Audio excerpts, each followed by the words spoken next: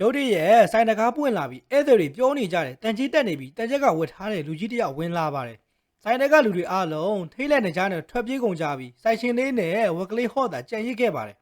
တန်ချက်ကဝတ်ထားသူကဆိုင်အလေရောက်မှတော့လဲကျသွားပြီးခေါင်းဆောင်ကျွတ်သွားတဲ့အခါမှာတော့အတွင်းကလူကကြောက်စရာကောင်းတဲ့လူကြီးတယောက်ဟုတ်မနေပဲမိန်းကလေးတယောက်ဖြစ်နေတာကိုတွေးလိုက်ရပါတယ်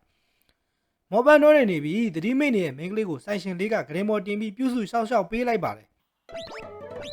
သူမသတိရလာတဲ့အခါမှာတော့ဘယ်ရောက်နေမှမသိပဲကြောင်တောင်ဖြစ်နေပါတယ်။ဆိုင်ရှင်လေးကသူမကိုစကားပြောကြည့်တဲ့အခါမှာတော့သူမက7 Deadly Sin အဖွဲ့ကိုလိုက်ရှာနေတာဖြစ်ကြောင်းသိလိုက်ရပါတယ်။လူတွေက7 Deadly Sin ကိုလူဆိုးတွေလို့သတ်မှတ်ထားကြပေမဲ့ကောင်မလေးကတော့တိုင်းပြည်ကိုကာကွယ်ပေးနေပါတယ်ဆိုတဲ့ Holy Knight တွေကသာတိုင်းပြည်ကိုစစ်မီးမွေးဖို့ကြံစည်နေကြပြီးဘုရင်ကြီးကိုဖမ်းဆီးထားတာကြောင့်7 Deadly Sin အဖွဲ့ကသာတိုင်းပြည်ကိုကာကွယ်နိုင်မယ်လို့ယုံကြည်နေပါတယ်။သူမကတယောက်တည်းခရီးထွက်လာပြီးပင်မဆင်းရဲမှုတွေနဲ့ကြုံတွေ့ခဲ့ရပေမဲ့လက်မလျှော့ခဲ့ပါဘူး။စကားပြောနေကြတော့မှပဲစိုင်ပြင်ဘက်မှာ Holy Knight အဖွဲ့တစ်ဖွဲ့ရောက်လာပါတယ်။သူတို့ကတန်ချက်ကဝတ်ထားသူကို7 Deadly Sin တွေကတယောက်အဖြစ်တန်တရားရှိလို့လာရောက်ဖမ်းဆီးတာပါ။အဖွဲ့ကောင်းဆောင်အလီယိုနီကစိုင်တွေကလူကိုထွက်လာဖို့အော်ခေါ်တဲ့အခါမှာတော့စိုင်ရှင်လေးကဝက်ကလေးဟော့ကိုတန်ချက်ကဝတ်ပေးပြီးထွက်ခိုင်းလိုက်ပါတယ်။စကားပြောတဲ့ဝက်ကိုမြင်တော့သူရဲကောင်းတွေအံ့အားသင့်သွားကြပြီးအဲ့ဒီချိန်ကိုအခွင့်ကောင်းယူပြီးမိန်းကလေးကတောထဲကိုထွက်ပြေးသွားပါတယ်။ဒါပေမဲ့သူမကိုဖမ်းဆီးဖို့သူရဲကောင်းတွေကလည်းနောက်ကလိုက်လာကြပါတယ်။မိန်းကလေးကိုကယ်နေဖို့အတွက်ဆိုင်ရှင်လေးနဲ့ဟော်လဲနောက်ကနေလိုက်သွားကြပါတယ်